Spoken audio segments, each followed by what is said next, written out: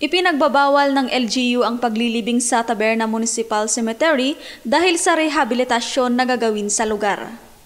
Pinapatigil munang ng patay.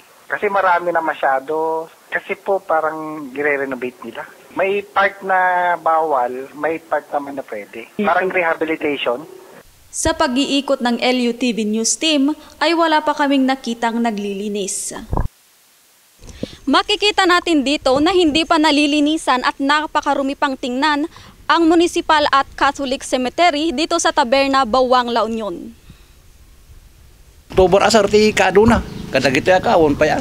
Narugit pa ila kampusan ton. Depende lang diya umay ang kayat nagpatrabaho sir kasi. Dagay lang amumay kasjay.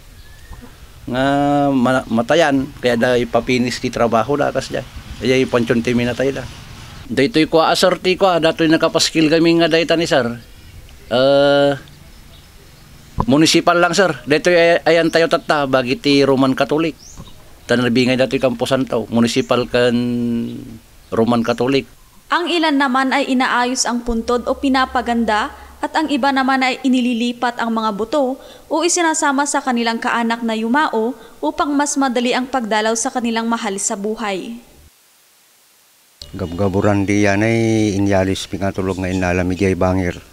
Apa nga inyalis yun, sir? Kaya't da kami nga anak-anak kami dyan da amyanan. Tatakot kaya dakot may tipon tayo ti naganak kanya na dito ni. Lulo na. Ano may maisan. Pampaminsan nanda nga ti pagyanandan. Ito si Heidi Sapdaan, nag-uulat para sa LU Balita ngayon.